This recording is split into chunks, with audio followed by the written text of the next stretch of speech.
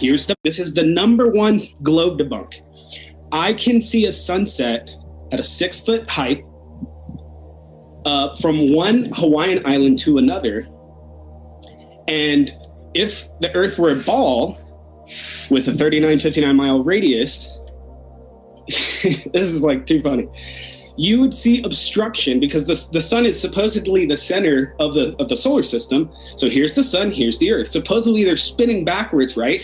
So when I stand with a 6-foot observer height on the ocean, and I could see the sunset past Kauai, which you could see the island, and it's 108 miles away, the sun obstruction should actually be at 3 miles. Here's the math. Anybody can get their iPhones and do this. It's 1.23 miles times the square root of 6.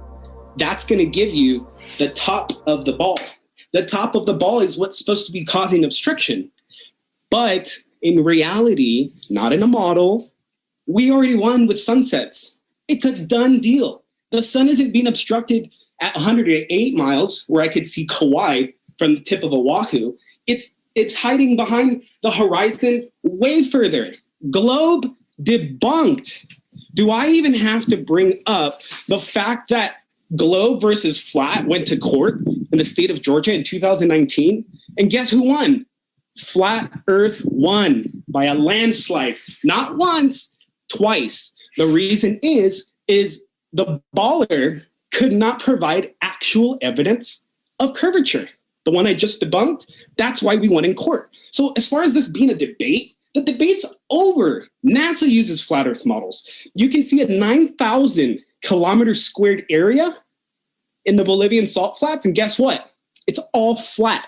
By an Oxford scientist, he went and he measured it, and from east to west, 100 kilometers, there's under 1 meter of vertical drop. If the Earth were a ball, okay, and your model was, the thing, there would be about 781 meters of vertical drop. But there isn't. There's only about 3 feet. Globe debunked right there again. Flights. We've interviewed pilots, and they all say that their altitude meter tells them that they're going straight. Why are they going straight? Well, go ahead and read any pilot's manual or any NASA manual talking about oscillations in flights. They all have to assume that the Earth is flat. Why? Because if the airplane at 35,000 feet in altitude is going at a cruising speed of 500 miles an hour, you should be dipping down 2,700 feet per minute. When I'm on a plane, I know I'm going straight.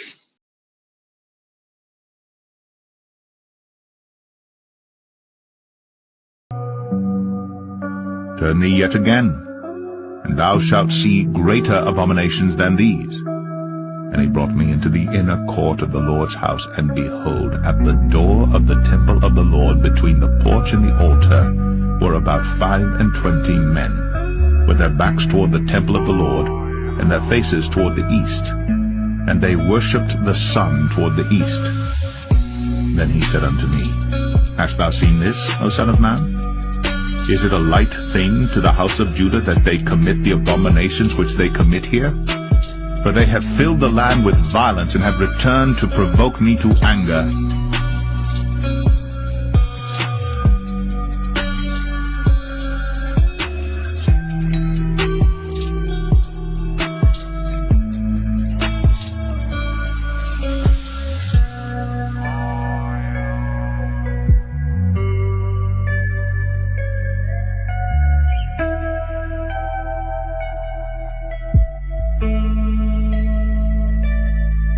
Let no man deceive himself.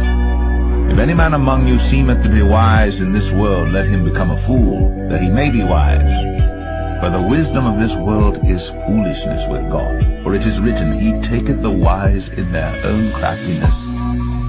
And again, the Lord knoweth the thoughts of the wise, that they are vain. Therefore let no man glory in men. For all things are yours, whether Paul or Apollos or Cephas, or the world, or life, or death, or things present, or things to come, all are yours. And ye are Christ's, and Christ is God's.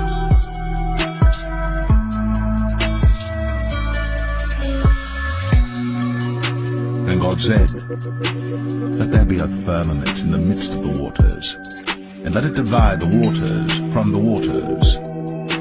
And God made the firmament, and divided the waters which were under the firmament from the waters which were above the firmament. And it was so.